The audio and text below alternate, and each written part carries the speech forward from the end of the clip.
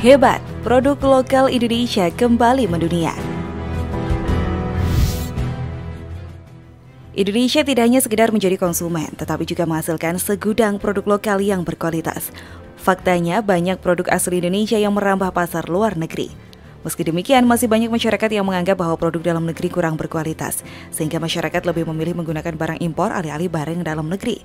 Namun siapa sangka, rumput laut Indonesia ternyata dibutuhkan dunia. Ketersediaan bahan baku rumput laut Indonesia berpotensi memenuhi kebutuhan produk olahan rumput laut bagi beragam industri di dunia, baik pangan maupun non-pangan. Desa Kupang yang menghasilkan rumput laut, ikan bandeng, dan udang ini memiliki komoditas rumput laut merah Gracilaria sp sebagai komoditas unggulan desa. Direktur Pelaksana 2 LPEI atau Indonesia Exim Bank Makin Nur Hadi dalam sambutannya menyampaikan, potensi ini akan dikembangkan melalui desa devisa rumput laut pertama di Indonesia.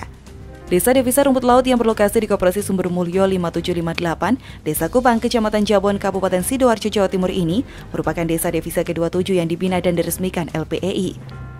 Dengan demikian, sudah sebanyak 2.894 orang petani atau penenun atau pengrajin yang menerima manfaat dari program desa devisa ini. Wilayah yang strategis dengan mempertimbangkan aspek geografis, iklim tropik, dan terletak di perairan dangkal menjadikan budidaya rumput laut ini sebagai komoditas primadona bagi masyarakat setempat.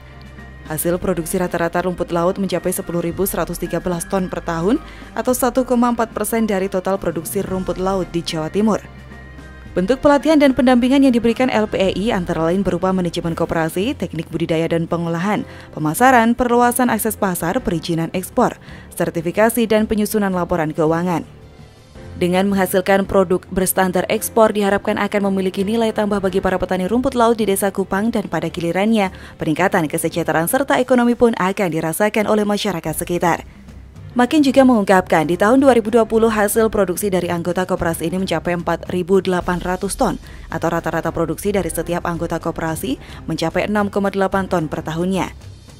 Dengan mengikuti program Desa Devisa LPEI, maka sebanyak 59 petani rumput laut yang saat ini telah menjadi anggota Koperasi Sumber Mulyo 5758 Desa Kupang akan mampu meningkatkan produksi dan siap menjadi eksportir rumput laut secara mandiri dalam 1 tahun mendatang.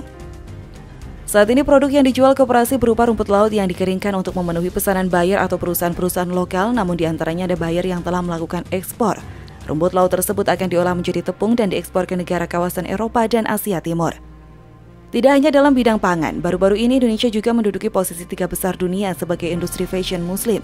Hal tersebut diungkapkan oleh Sekretaris Jenderal Kementerian Perindustrian Dodi Widodo.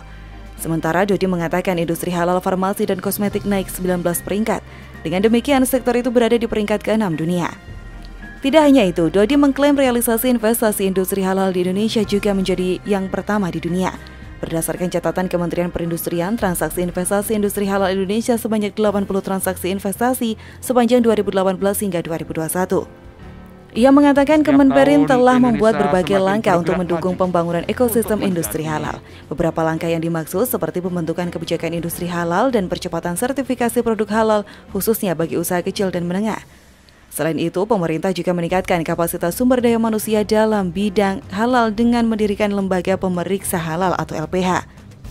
Kemudian, Kementerian Perindustrian juga mendorong pembentukan kawasan industri halal. Kawasan industri halal sendiri telah memiliki dasar hukum melalui Peraturan Menteri Perindustrian Nomor 17 Tahun 2020 tentang tata cara memperoleh surat keterangan dalam rangka pembentukan kawasan industri halal. Nantinya, PT Modern Industrial Estate akan mengelola kawasan industri halal di Serang, Banten. Sementara PT Makmur Berkah Amanda dan PT Bintan Inti Industrial Estate akan mengelola Halal Industri Park yang masing-masing berada di Sidoarjo, Jawa Timur dan Bintan, Kepulauan Riau. Dodi menambahkan, pihaknya akan terus berusaha untuk mengembangkan industri halal dalam negeri agar lebih kompetitif di pasar global dengan bertransformasi menjadi top halal eksporter.